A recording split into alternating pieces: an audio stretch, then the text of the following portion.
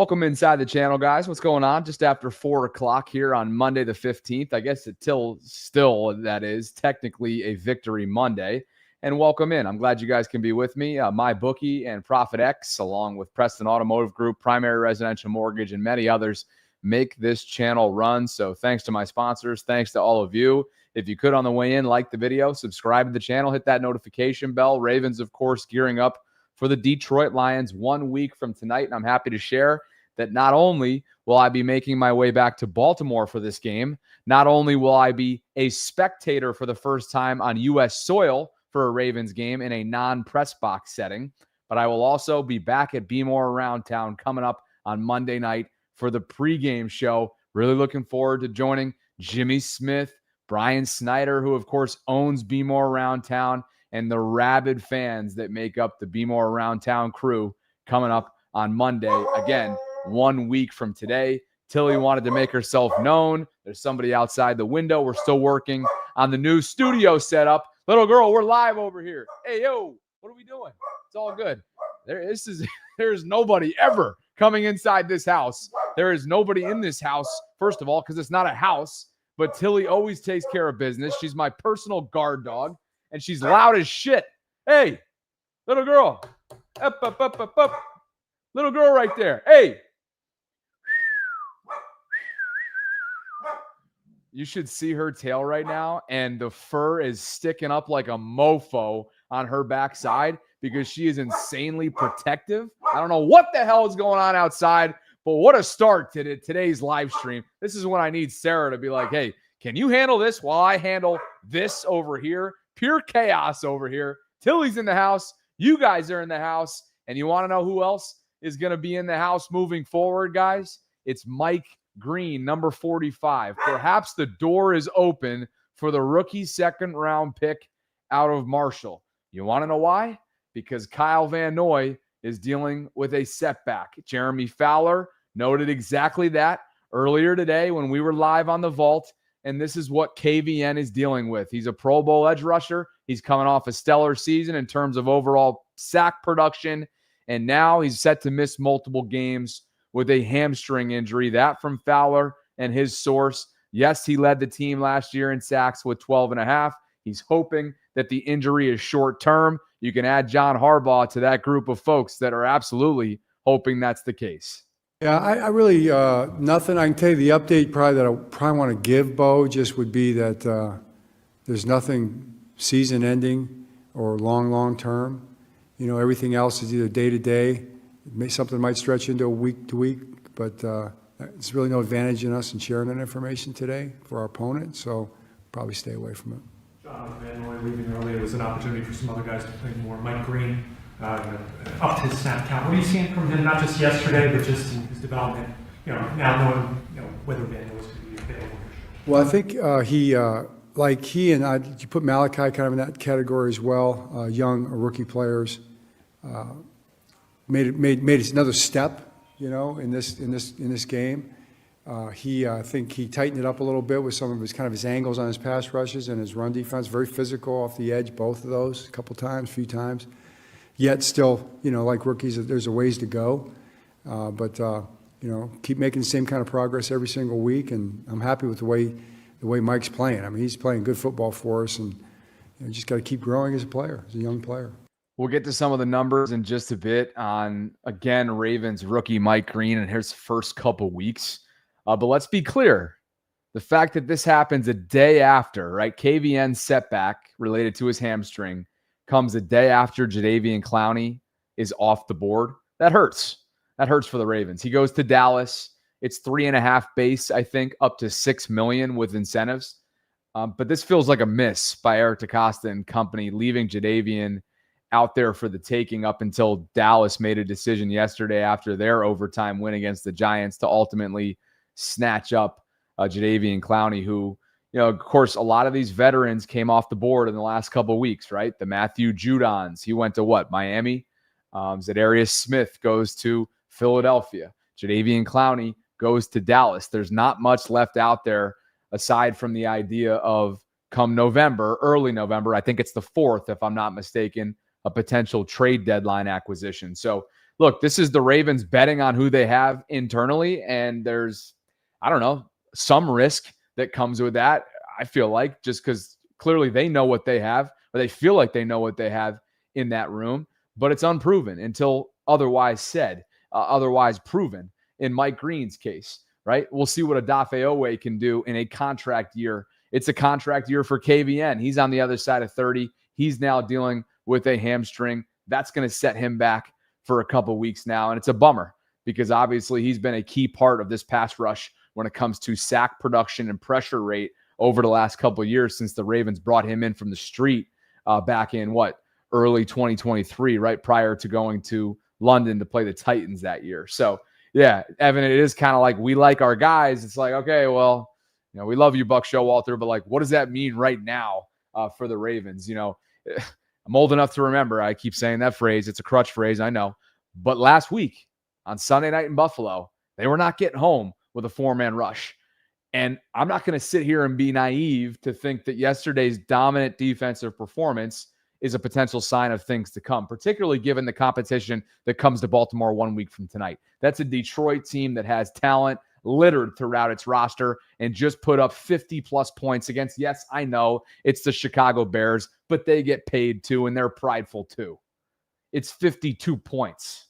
That's what's coming to town. Now, granted, the Ravens have had Detroit and Dan Campbell's number in recent years. Recent years doesn't really matter, though. It's 2025. The Ravens defense has to continue to get pressure up front. They have not gotten enough, and that has to change moving forward against the likes of the Lions. And even if it is a watered-down 0-2 Kansas City Chief team that seems as if it's as vulnerable as it's ever been throughout the Patrick Mahomes, Andy Reid dynasty that have been now, again, years running. So, look, it's next man up, but ultimately next men up have to – I'm going to lose my mind. I love this girl more than my freaking heart can even describe, but if she keeps barking, I'm going to go ape shit. I am going to go ape shit because I can barely even concentrate, and she is standing up here like a freaking lion on top of the freaking couch overlooking our neighbors. I have no idea what's happening outside, but I knew this was going to happen mid-live stream one day, and it's like she's literally ready to, as if she is a freaking hyena, rush out like a Mike Green rush rep outside this window and tear apart the flesh of whatever's happening outside. Anyway, God, Mike Green had a chance to catch up with reporters after the Kyle Van Noy.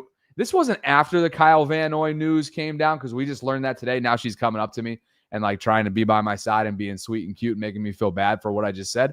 I love you, good little girl. You are loved. You are so incredibly loved. Mike Green caught up with reporters last night, and it was after Kyle left the game and did not return with what now we know is a multi-week hamstring setback. This is what he told Karita Parks, courtesy of Bowie TV. Expected to be ready. You're expected to go. So yeah. How ready do you feel if you're kind of carrying a heavier load here for a little bit? Yeah. I feel like I'm prepared enough. Of course, there's going to be some things got to tweak and get better at, of course. But I think I'm ready, and I feel like I can compete at this level. So yeah. So we'll be ready for the next game as well, and just take it step by time. Hell of an opportunity right now for Mike Green, number 45, the rookie out of Marshall, second-round pick. Week 3, Monday Night Football at the bank, going to be a blackout. Quote, you're expected to be ready. You're expected to go. I feel like I'm prepared enough. I feel like that I compete at this level. Number 45 has competed. We'll get into the numbers in just a bit in terms of where he stacks up among his rookie class. John Harbaugh, again, said Mike Green. He did play 45 snaps, by the way, as Sarah just noted on Twitter a short while ago. Took another step forward as a rookie. There's still plenty to work on, Harbaugh said, as you heard in that snippet at the beginning of the show. He likes the progress. He likes the direction that Mike is heading in. Quote, I am happy with the way Mike's playing. Mike's playing good football for us, and he just has to keep growing as a player. Here's where he is after 2 weeks, meaning his week 2 performance and where that stacks up entering Monday Night Football, the 33rd team, kind enough to provide some stats. And Mike Green found himself with 3 pressures 3 pressures, second most among rookies. Abdul Carter, James Pierce for the Giants and Falcons, respectively, with 4 apiece, and some good company over there in that 3 pressure category as well, joining the likes of Upton Stout, Josiah Stewart, Michael Williams, TJ Sanders, and there you have it. Mike Green rounds out that group with 3 overall pressures. His full stat line, I have it right in front of me. Mike had 2 tackles, 1 quarterback hit, and again, those 3 pressures in a game where the Ravens obviously needed as much of a defensive presence, knowing that it wasn't going to be a game that they would dominate on the ground because of Jim Schwartz's game plan, the stout defensive front that Cleveland has, led by Myles Garrett, who, of course, was in game-wrecking mode. And my God, is he a game wrecker. Take a look at the overall pressure count. My co-host for the Ravens Collective, Cole Jackson, tallied all up as he often does the day after games. And, of course, Cole, Jeff Zaribek, and myself will be on the Collective coming up tomorrow night at 8 o'clock Eastern. Nnamdi Madubuike led the way for this defensive unit on Zach Orr's defense. That's 5 pressures from Nnamdi Madubuike. He continues to have a stellar start to his year, even though they aren't necessarily sacks. The pressure is there, and he was bearing down on Joe Flacco much throughout yesterday's 4 quarters. Mike Green, Owe, and Robinson, meaning Tavius and Adafe, along with Green, each had 3 pressures apiece. Travis Jones, Roquan KVN had 2, and Chido Awuzie had 1 as the lone defensive back to make this pressure count list according to PFF. In terms of on the other side, offensively speaking, Ronnie Stanley, 5. We'll get to some Myles Garrett thoughts in just a bit, but Ronnie Stanley had himself a very tough assignment on Sunday in his home opener. 5 pressures allowed by him. Derrick Henry and Linderbaum had 3 apiece. Voorhees struggled, I thought. PFF ranked him not exactly where you want to be among guards and offensive linemen. He had 2. Rosengarten and Falalele, how about that? Roger and Daniel, both a clean slate game in terms of pressures allowed with a goose egg. But this game was really about, I think we all know, right, Myles Garrett. And he was in his best form. Perennial Defensive Player of the Year candidate, perennial All-Pro, perennial Pro Bowler.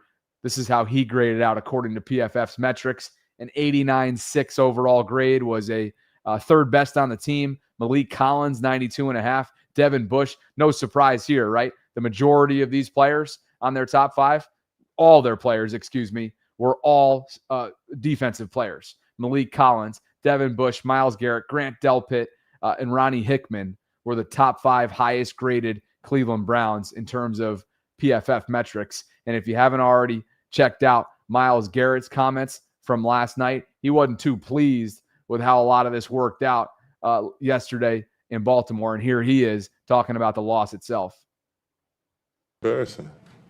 And we got to be better on defense. We got to be better as a team. They slowly chipped away. We did a solid job, holding it to 3 when we could, and then eventually, the dam broke, and then they just did whatever they wanted, and we have to continue to play a 60-minute game. Miles, how hard is it? Shit's embarrassing is what he said in the beginning. His performance was anything but. The Ravens need one of their key cogs back soon, guys. And John Harbaugh spoke about the status of number 42, Pat Ricard, who has not yet been available to start out this regular season. It's hard to put a term on it like that, and I think it's a good, fair question, because, I'm not sure, what you want to call it, but it hasn't been as quick as we thought. It just hasn't been. I mean, there's no way around it. I'm disappointed, but Pat's more disappointed than anybody that hasn't gotten there faster than as what was expected when he first did it. So, yeah, it's been slower than we hoped, that's for sure, and we're kind of in that, I'd say, probably week-to-week mode with Pat right now. All right, so wait and see on Pat Ricard. Again, this ground game is going to look different with number 42 out there. AFC North play is going to look different. Pass pro is going to look different. The overall field is going to look different when number 42 finds himself available. He's been dealing with a calf. It's a soft tissue setback. He has not practiced. I got to get an update from Jeff tomorrow night on the Collective in terms of if he's even been seen at all, but he has not practiced since mid-August. It's been a while for number 42. This is lingering. They need their fullback back. I'm sure he wants to get back out there as well, being that this is a contract year for him. But Pat Ricard, again, still not available, does not appear to have an imminent timetable return there. John Harbaugh, a little bit vague on what he's dealing with overall, what went wrong, if there was a setback involved. But one thing for sure, it does seem like Isaiah Likely, speaking of tight ends, speaking of fullbacks, they're different positions, but sometimes they're in the same room and meeting rooms and whatnot schematically. Isaiah Likely, I would not be surprised if week 3, Detroit, Monday Night Football, is his regular season debut for the 25-26 season. And if so, the Ravens will absolutely be better for it. A very light start to the season statistically for Mark Andrews, much like it was last year. Mark finished with just a reception for 2 yards on 3 targets. Of course, he had the end zone drop that was knocked out of his hands by Grant Delpit, the safety for Cleveland that did a lot of the talking leading up to that game. Hell of a play by Delpit. Obviously, that thing probably could have been called either way in terms of whether or not he had possession for long enough prior to the knockout. But ultimately, Mark Andrews with an uncharacteristic ball security gaffe, if you will, for his standard of excellence. A slow start statistically for him, the same way for another pass catcher on this team at the wide receiver position. That's Rashad Bateman. These guys had a combined 3 catches for 17 yards. Bateman had 2 for 15. He was targeted 4 times, had 1 egregious drop that he's got to bring in. Maybe not egregious, but it was thrown a little bit high. And that was in the first half when Lamar was kind of settling in. A little bit errant with some of his throws, a few overthrows. It was above Rashad Bateman. Certainly wasn't in his breadbasket, but it's one that he would want back. And it's one that he's absolutely capable of reeling in. So, again, the fact that they've put up back-to-back games of 40 points or more, and you've got Bateman and Andrews who are essentially not even involved in this game plan, at least from a productivity standpoint, statistically speaking, I think it's the ultimate sign and indication of depth, what you have out there, what you have at Lamar Jackson's arsenal and his disposal. And if you're Todd Monken and if you're Lamar Jackson, it's going to be about continuing to distribute to all of your playmakers, be that point guard, right? It's like if a coach was a point guard, that's Todd Monken. And if there was an actual point guard who's responsible for actually divvying it up off that game plan, of course, that's Lamar. So if there's something to be excited about, to me, it's really slow starts for Bateman and Andrews, but the offense hasn't suffered because of it. Okay, it suffered big time in the fourth quarter last week in Buffalo, but you know what I mean. Back-to-back performances of 40-plus points. This thing's humming, and I expect that to continue as long as everybody stays healthy and as long as, obviously, the strategy remains clear to diversify this offensive attack as much as possible and get away from that vanilla fourth quarter that they posted play calling wise and execution wise last Sunday in Buffalo. This episode is brought to you by my friends at ProfitX, and you guys probably have heard by now that they are my go-to for season-long plays and player props. ProfitX is America's #1 sports prediction market. You can win real money predicting sports in 40-plus states. You'll get better odds than traditional sports books because you're playing against others, not the house. And with ProfitX, you can request your own odds, play with confidence, and get super fast payouts straight to your bank, card, or even crypto. And right now, if you sign up at ProfitX.co and you use the promo code BobbyB, again, that's ProfitX.co, and promo code BobbyB, BOBBYB, you'll get up to $200 in profit cash on all your plays for the first 30 days. So consider signing up now at ProfitX.co. You can start winning real money, winning real. Try and say that 10 times fast. You can start winning real money predicting sports. Terms and conditions do apply. You see the code right there.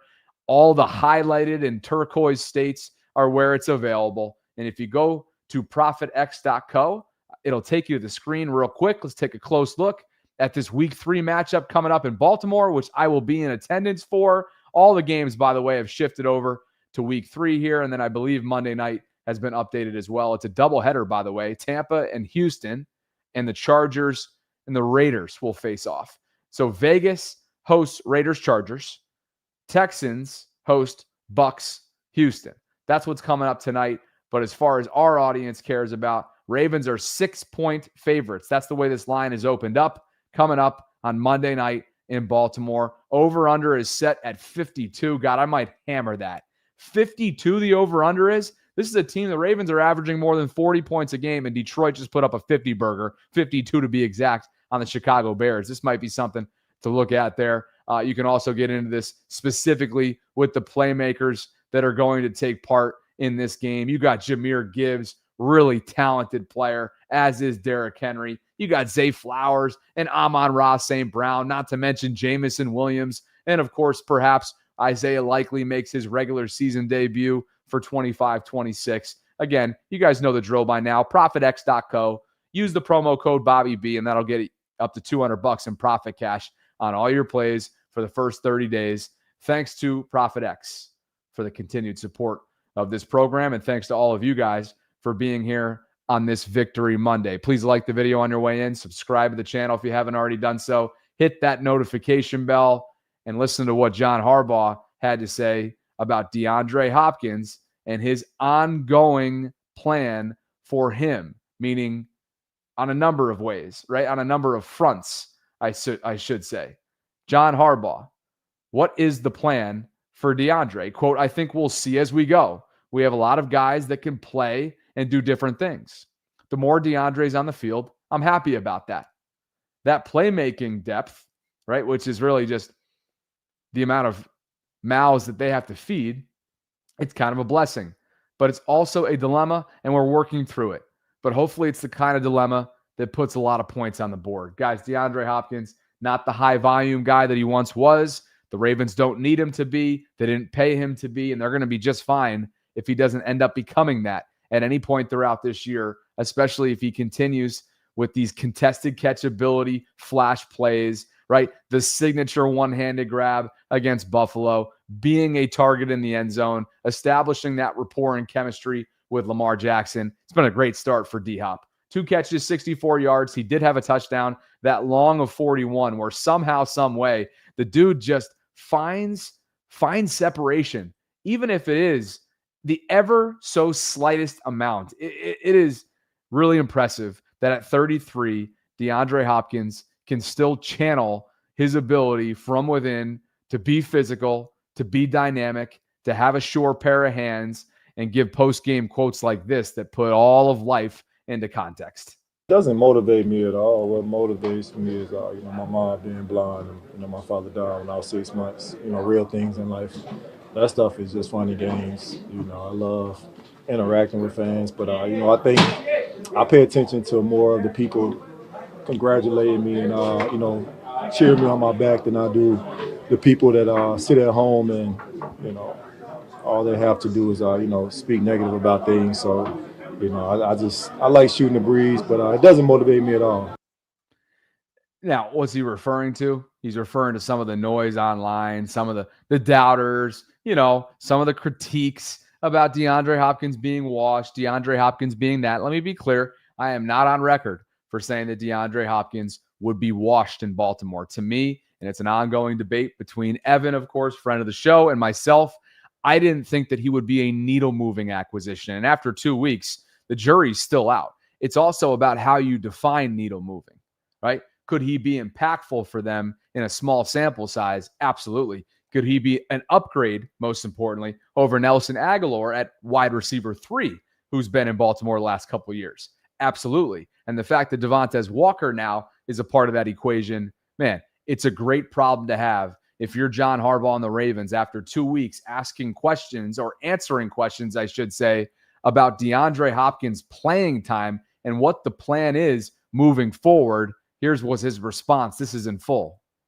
As we go, I think some games, might be one way or another, but we have a lot of guys that can play and do different things. So it's not a bad thing to do it that way, but I'm sure that, every player wants to be on the field as much as they can. So the more DeAndre's on the field, I'm happy about that.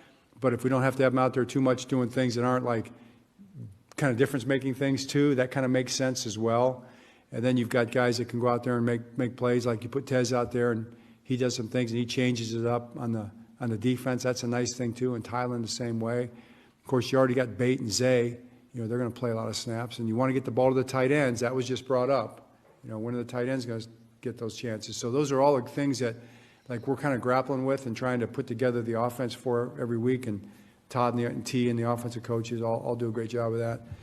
So that's that's kind of a blessing, but it's also a dilemma, and we're working through it. But hopefully, it's a kind of dilemma that puts a lot of points on the board. That's what we're hoping for. I think that's well said. The kind of dilemma that we're hopeful puts a lot of points on the board. And that, I guess, is the embarrassment of riches that they find themselves in, right? That situation where you're trying to keep everybody happy. You're trying to do fair target shares, right? Distribute the football, get everybody involved, keep everybody happy. It's hard. Todd Monken may have one of the hardest jobs, one of the best jobs, but one of the hardest jobs in all of football. It's a great freaking problem to have. More from Harbaugh on DeAndre. Quote, that young corner was covering DeAndre as well as he could. I mean, he couldn't cover him any better, yet Lamar puts the ball in a great spot. DeAndre makes a great catch. Why is he as good as he is? That's a question for the Lord, because he gave him that talent. He's got the deep ball threat still. He's got the contested catch ability. He's got the separator ability at the tail end of a play like this, courtesy of the Baltimore Sun. Great capture photography-wise here of showing you, one, the deep ball threat that Lamar and DeAndre bring to the table, but also how DeAndre can somehow, some way manufacture just an ever so slight amount of space to free him up to reel in footballs. He's been doing it for over a decade in this league. He is the all-time active career receiving yards leader among pass catchers league-wide. He's a future Hall of Famer, and he has been impactful through 2 early weeks for this Ravens offense. Good for him, and good for people like Devontae Walker, who get a chance to line up, as he shared yesterday, with a guy that he holds in tremendously high regard. Here's Devontae Walker on his teammate, DeAndre Hopkins.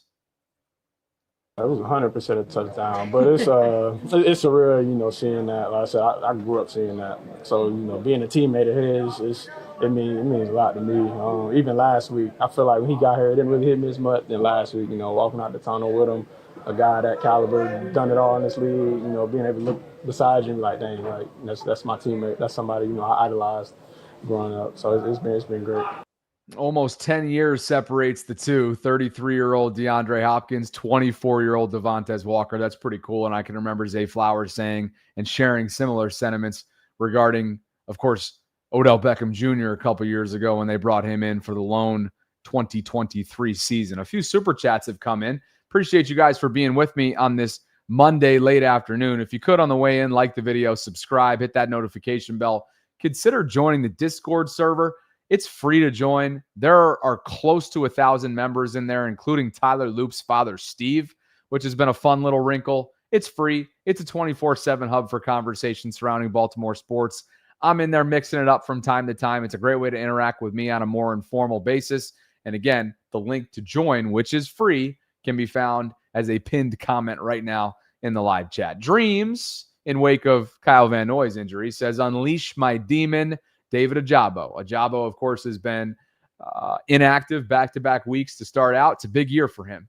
Big year with his future in Baltimore being very much uncertain. Richard says, backing up what Dream says, time for my dark horse Ojabo to show out. You can bet that with KVN probably being sidelined for the next couple of weeks with that hamstring setback, that David will now be activated for game days moving forward. And this is when his number is called. 90's got to give him something. Richard also says this and next week, low-key, big tests for Mike Green. No doubt about it. And Mike's got to answer the bell. They're going to continue to earn him.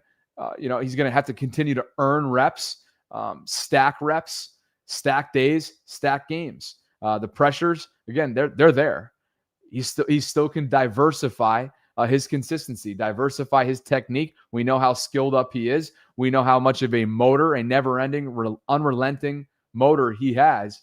And now he's got an opportunity. The door is open, if you will, right? And he and Adafe, it's both of their jobs collectively to shut that door and have the Ravens coaching staff, led by Zach Orr and company, have to make a really tough decision when Kyle Van Noy ultimately comes back and is healthy. Dre Dog, what's up, brother? Dre says, Bobby, who's out there, defensive end or outside linebacker we could bring in? Honestly, Dre, this is the problem. Like, to me, Jadeveon Clowney was sort of the last of that breed that was out there and available. And so if I'm looking at, adding to this room, if you're Eric DeCosta, you're probably waiting another month and a half until the deadline. The trade deadline is early November. Matthew Judon's off the table. Zadarius Smith off the table. Jadeveon Clowney now off the table. So, the Justin Houstons of the world are no longer hanging around out there. So, one, they're betting on what they have, obviously, over the next month and a half. And maybe they start to dabble in the trade market. Should that four-man rush, should what they have on the edge, should what they're getting from an interior pass rush standpoint be below their expectations and standards, they're going to have to make some sort of move. So I got to dig into this a little bit further, to be quite honest with you. But those were the names that have been sticking out in terms of on the older end, but proven, relatively cheap, team-friendly deals probably, right? Like Jadeveon just signed with the Dallas Cowboys, 3.5 up to 6 with incentives. I mean, that's not exactly something that's going to break the bank. The Ravens could have absolutely done that had they wanted to, had they felt like they needed to. And ultimately, Jadeveon now goes elsewhere. We'll see if it comes back to bite him in the coming weeks. Isaiah says, what's up, Bobby? Who would you prefer as our 4 main pass rushers or starters up front? Ooh, this is a good question. Well, obviously you want Mike and Adafe on the edge, and you want Nnamdi Madubuike, of course, in the middle getting after it. And you probably want Travis Jones out there as well. Can we agree on that? So, I mean, give me Adafe and Mike on the edge. Give me Nnamdi in the interior. Give me Travis Jones in there as well. I mean, aren't those the kind of obvious 4? Who would yours be, Isaiah? Let me know. Jonathan writes, why is Keaton in the doghouse? He's better than Ali. So this is really interesting. And Isaiah, let me know what your 4 would be moving forward. But the Keaton Mitchell conversation now gets really interesting. You want to know why? Here's why. Rasheen Ali is potentially in concussion protocol. He literally left on the opening kickoff return. And I'm sorry, I just snubbed Tavius Robinson. Apologies. Tavius is an extension candidate. Thank you. I barely even thought about that. I ripped it off too quickly. So thank you for covering my ass on that one. Of course, Tavius Robinson needs to be out there. He's a beast. The strip sack on Flacco opened up the game for them. Roquan Smith did the rest. And I thought Devontae's quote, by the way, from his vantage point on what Roquan did last night was pretty darn funny. Listen to this. I looked up like that's wrong. Like I'm thinking that's a safety or corner. He was moving on that. That's one of the fastest I've seen him move since I've been here. So it was fun to watch. That's hysterical. Yeah, it was fun to watch, and Roquan was moving down the sideline, 60+ yards, house call for Agent Zero, perhaps the best game that he's ever put on tape in purple and black. I got the final numbers for you for Roquan too. A game high 15 tackles, 8 of which were solo. 3 tackles for loss, 2 quarterback hits, a touchdown, of course, and a hell of a game alongside Teddy Buchanan, who John Harbaugh wouldn't come out straight up and say, like, yo, we're going with him moving forward as the weak side linebacker. But when you look at the snap count, guys, straight up, he outsnapped Trenton Simpson significantly. A rookie is outsnapping a third-year player.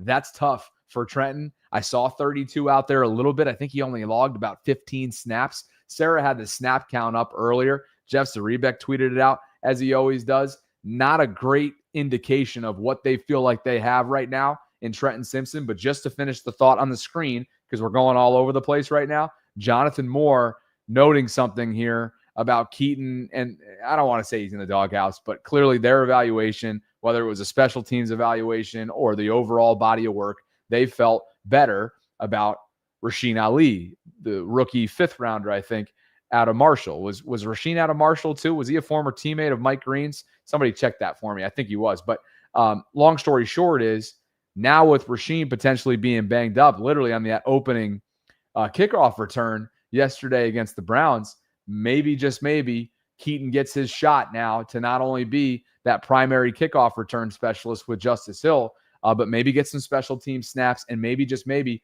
work his way into a little bit of the rotation within the confines of Todd Monken's structure. It's tough. Look, Justice Hill is having a tough start to his year. And I'm not just talking about on offense. Some of the blitz pickup has been an issue for Justice, which is an area that he really improved upon last year. But Justice got to be better. He's got to be more secure with the football, got to be a better blitz pickupper, got to be more trustworthy, more stout in pass pro. If that door opens, don't rule out Keaton Mitchell. At some point here, you got to remember what you have in him. He is Derek's. How do I say this again? He's the lightning to Derrick Henry's thunder. So interesting point you bring up there, Jonathan. I have to be curious to see what's going on. A lot of folks commenting on a number of things right now, whether it be the Teddy Buchanan versus Trenton Simpson battle as Roquan Smith's running mate. Look, make no mistake about it. Is it a coincidence that Roquan went on to have a career game with Teddy out there? No, I think he stabilized the middle part of that defense. And I don't think that's a coincidence. That's probably something that you're going to have that's locked in moving forward. That lineup, that overall middle linebacker, weak side linebacker combo that Zach Orr clearly is comfortable with, and Tyler Santucci, of course, your new linebackers coach, they let Mark DeLeon go. I mean, they let a lot of defensive staff go after last year, and so in comes Tyler Santucci. I think he's easy to forget about in the grand scheme of things. This dude was a really highly regarded defensive coordinator, overall assistant at the college ranks. The Ravens bring him in. Perhaps you're grooming a future coordinator, but he's done well so far. And I think Teddy Buchanan's football IQ, high processing levels, the overall way that he has command of the position, right? Some of the instincts that he brings. He's not your freak athlete, right? The way that he is. He's not the freak athlete that Trenton Simpson is sideline to sideline. And so initially you're kind of like, it doesn't wow you, but he is very durable. He's trusty. I think they have a certain level of trust already in Teddy Buchanan, their day 3 pick out of Cal. How about the young gun? Nate Wiggins, man. How about this dude? Big time interception on Joe Flacco. He had 7 targets in coverage in week 2. And the 33rd team had it all together here according to Next Gen Stats. 7 targets, 4 catches allowed on those targets, 15 yards total allowed, a minus 11.5 opponent EPA, 1 pick of Flacco, like I mentioned, and a 22.6 rating allowed when targeted. This is a dude that continues to play bigger than his slender frame. He did beef up this offseason, as we discussed over the summer.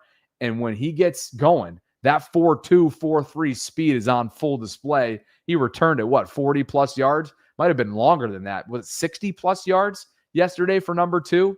Great stuff from Nate Wiggins. He continues to be a lockdown corner for him. The overall PFF grades, a lot of defensive standouts here for the Ravens. Roquan comes in as the top-rated PFF player for the Ravens yesterday against the Browns, 91.9 overall. Nate Wiggins comes in second, 83.9. Adafe, 80.8. Kyle Hamilton, 79.9. Put on a couple hit stick highlight reel plays yet again. Stop me if you've heard that before. Tavius, 78.8. And Lamar, 64.6. But I think we all know what his actual stat line looked like.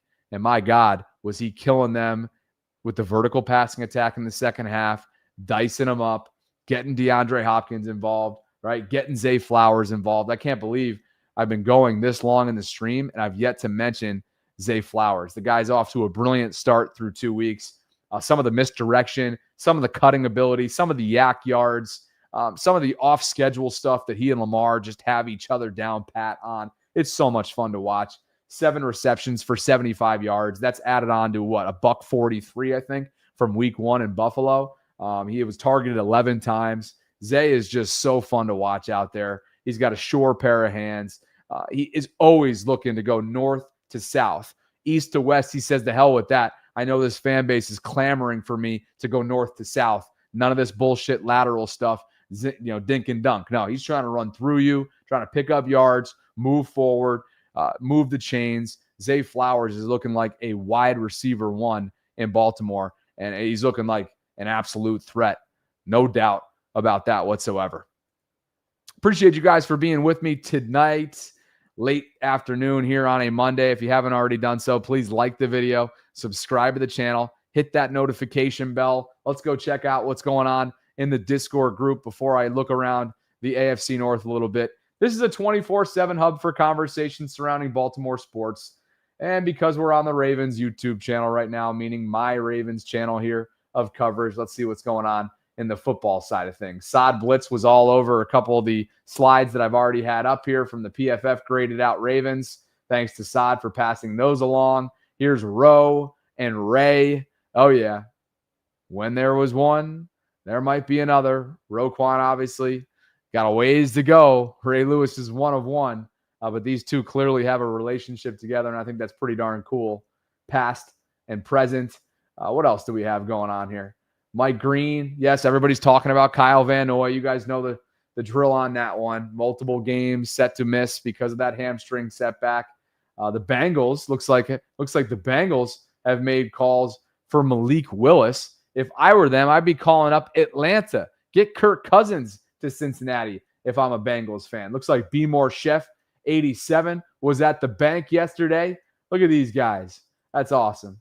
Good stuff. Good seats. What a beautiful freaking day in Baltimore. Guys, I would love for you to join the Discord group. It's free to do so. It's a 24/7 hub for conversations surrounding Baltimore sports. You can meet and connect with like-minded Ravens fans like B. More Chef 87. And again, to join, click the link that I have as a pinned comment right now in the live chat. Dre Dog is typing as he's also watching the channel. So a little multitask job for the boy. What else is going on here? Am I going to get in trouble now for the boy since he's my friend? I'm sure somebody will take that to exception or something. But anyway, clearly lots of chatter in here. Good stuff. Here's Steve Loop. Said have to watch next week's game from home due to work travel. We're going to Kansas City for week 4. He also just randomly checks in with the flock. Flock with a salute from the plane. Tyler Loop's father. I love that. So if you want to mix it up with Mr. Loop, a.k.a. Tyler Loop's father, join the Discord group. Why the hell not? Here's John Harbaugh and Jaire Alexander status. Yeah, it's such a great question. It's such a, I wish it was really black and white, but I think he'll be out there soon. You know, it could be as early as this week. But it's going to be when he feels and you can see that he's right, you know, to go out there and just play like a top level Jaire. I don't want to put him in a situation where he's got to try to overcome not quite being, right as he can be, especially if we've got guys that can play well, you know. So that's just kind of like almost a great problem to have, that you don't have to force a player out there, you know, when he's kind of, he's a tough injury he had last year. And he's been rehabbing that thing in the offseason, rehabbing it now through training camp.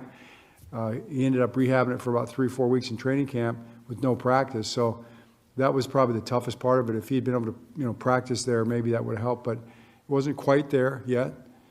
It's good now, though, and I don't know. We'll just see in the practice. He and I will talk about it, and we'll get him out there just as soon as we can. But I think it's going to be real soon. Real much. It'll be much sooner rather than later, And I can't wait till he's out there, and maybe it'll be this week. So it's a collaborative situation. Okay. It's collaborative. You and him. Yes, me and him, and the performance stuff. You see the numbers, with the performance numbers and all those kind of things that we do, and that's it. All right, so that's all on Jaire Alexander. That's the conversation on Jaire, and obviously he was a healthy scratch. Now, whether or not his health is actually intact remains to be seen, and I have the snap count up in front of me right now that Jeff Zaribek noted and posted earlier this morning, because I was just curious, what some of the other DBs ended up posting in terms of overall playing time. So let me see if I can zoom in on this for a second, because I'd like to get, of course, I can't. Okay, hold on a second. Let me see here. Corners. Cheeto Awuzie, 64 snaps. That's 88% of the share. Okay. Marlin, 51. That's 70%. Where's TJ Tampa?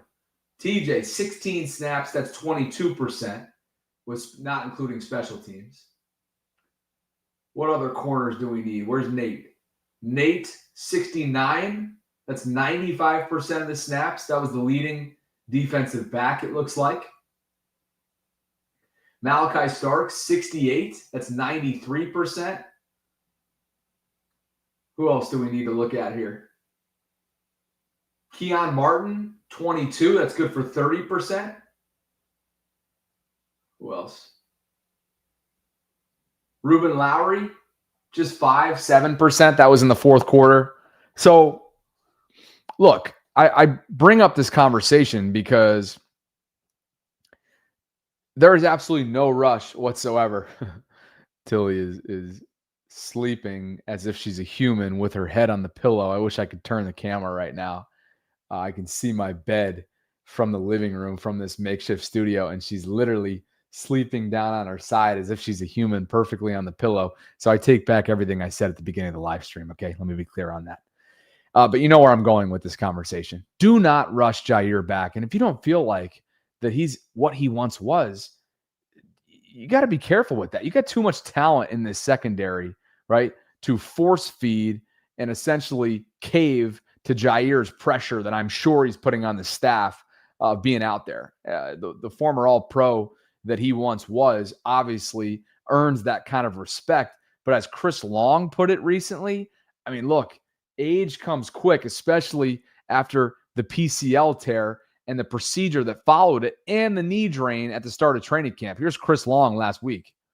Ravens are a wagon. I think one of the things I'm worried about with the Ravens defense is the corner 2 position, right? We kind of took it for granted when Jaire Alexander joined up and we're like, oh, there's a fucking super team. Mm-hmm.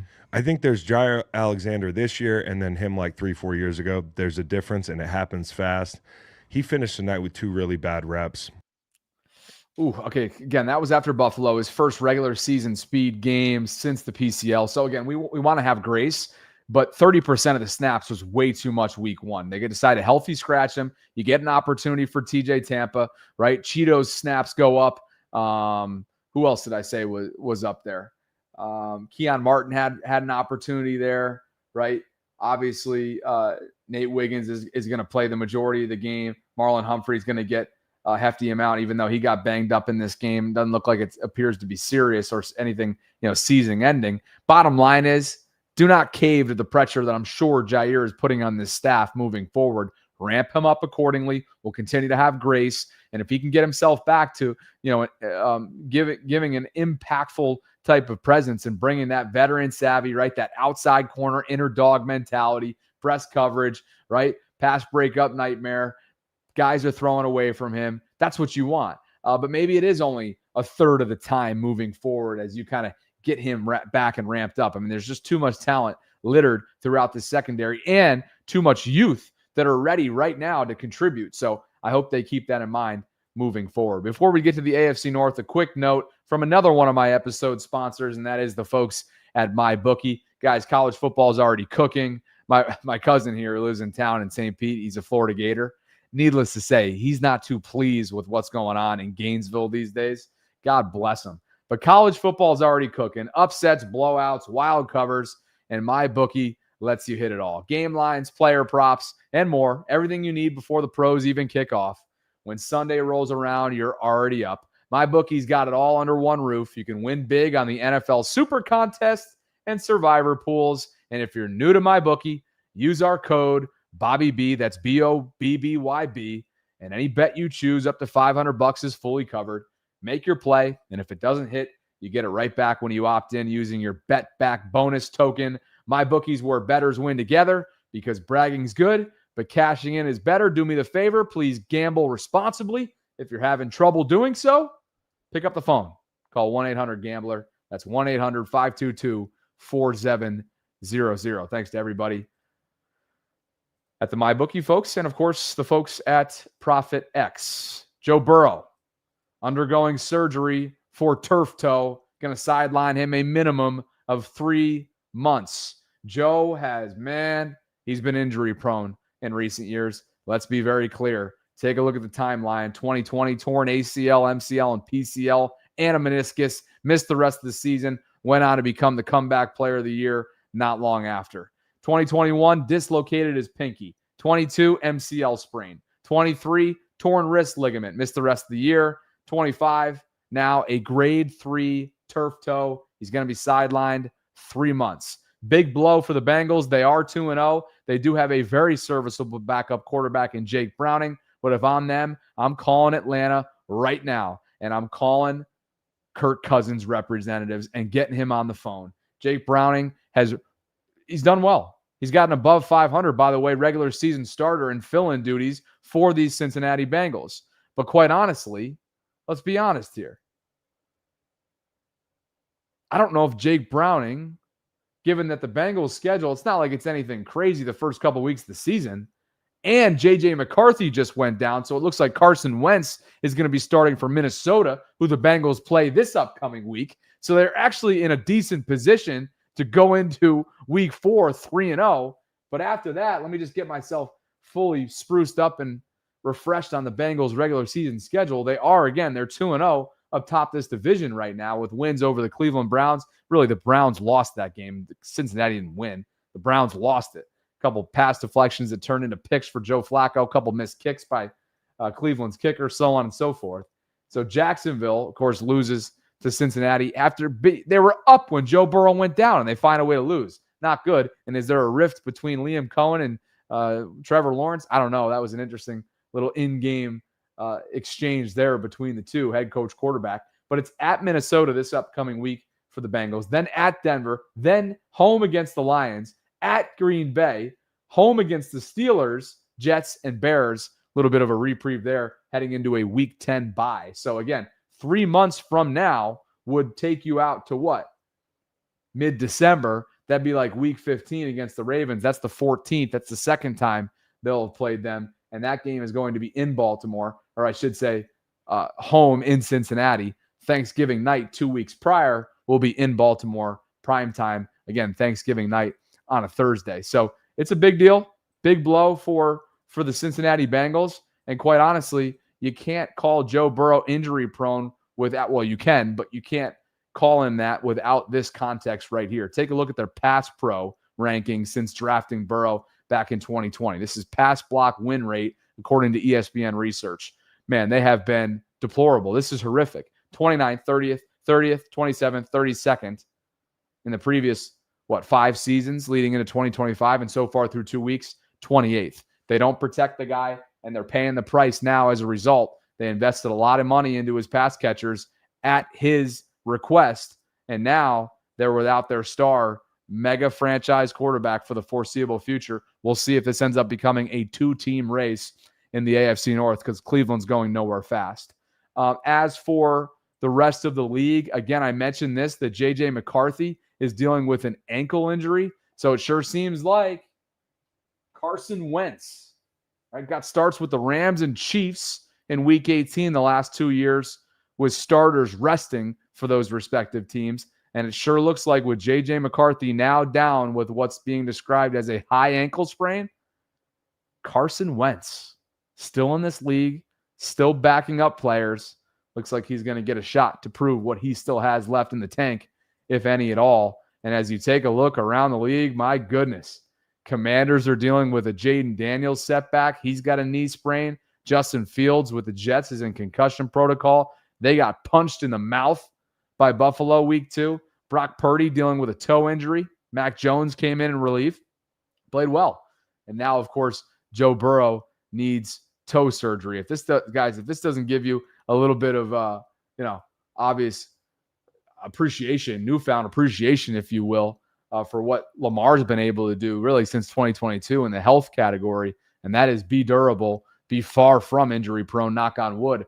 I don't know what does. That is obviously Exhibit A for newfound appreciation there, given that he has been available more often than not since those really fluky outlier end of second half of the seasons from 21 and 22. Dre Dog says, look what I posted in the Discord right quick. All right, let's go over to a screen share, Dre, if you insist. Let's take a look. Okay, 4:52, about 10 minutes ago. Dre says, oh, okay. So my son came to me and said, it's on his heart to play football. I've finally agreed. He's playing left tackle and defensive end. Got 2 sacks in his first game. Hell yeah. Look at the young man. Mini Dre Dog. What a stud. These are great, man. South Carolina, right?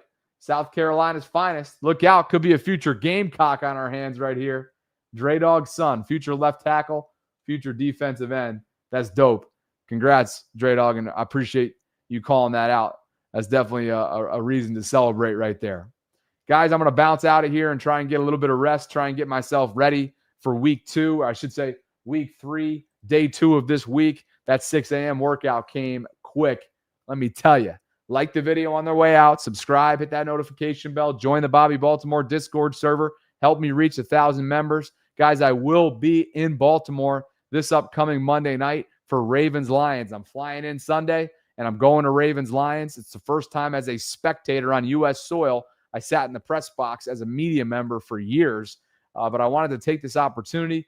A good friend of mine that I met in Vegas, Jason, gifted me club-level seats, so I'm looking forward to it. I'm going to bounce on out of there at the start of the fourth quarter Monday so that I can get back to do the post-game show with Sarah before things get too out of hand in the parking lots and whatnot. So that's what I have coming up. I will be doing a pregame show as usual from the Be More Around Town tailgate lot at 801 West Austin Street. Thank you guys for joining the show. Like the video on the way out. Subscribe to the channel. Hit that notification bell. Consider becoming a channel member or gift-giving membership. Thank you to those of you who left super chats. Like the video, subscribe, do all those things. Kwame, I see what you're saying in there. I am not a Ravens fan. Notice how I said I'm going as a spectator, not a fan. I'm going as a spectator. I knew you might check that one out. You guys are hysterical with that. I'm sticking to my guns. I love what I do. I love providing Ravens coverage to you, but at the end of the day, this is not what I'm in it for. I'm not in it for fandom. I'm in it for passion of owning a business, being an entrepreneur, loving the sport of football, trying to be as objective as possible along the way, and hopefully cultivating community and everything else along the way. So thank you guys. Maybe one day that'll change, but for right now, I'm sticking to my guns. Thank you for the love, and I'll catch up with you at noon Eastern tomorrow with Sarah. You guys know the drill inside the vault. Thanks for dropping by, guys.